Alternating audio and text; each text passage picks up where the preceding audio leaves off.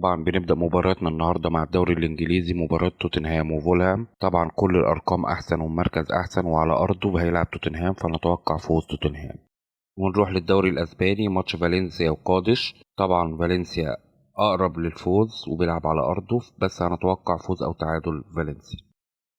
ونروح للدوري الإيطالي، ماتش أودينيزي وأليتشي. طبعا الماتش متقارب جدا جدا في المستوى، والأهداف هتبقى قليلة، فنتوقع أهداف على التوالي لفريق واحد، 3 أهداف أو أكتر له.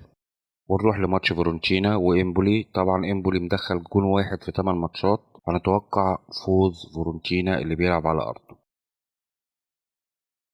وبنوصل دلوقتي لميعاد القسيمة. طبعا القسيمة مكونة من 4 أحداث بس، ده لأن الماتشات قليلة النهاردة، وبتقدر ان انت تشيل اي حدث منهم بعد ما تحمل القسيمة لو في حدث انت مش مقتنع بيه مثلا.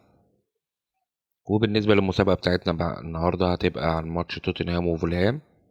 لازم تكون عامل لايك للفيديو، اشتراك في القناة، وتكتب في التعليقات النتيجة الصحيحة لماتش توتنهام وفولهام. بتكسب معانا 30 جنيه بنحولهم لك على محفظتك.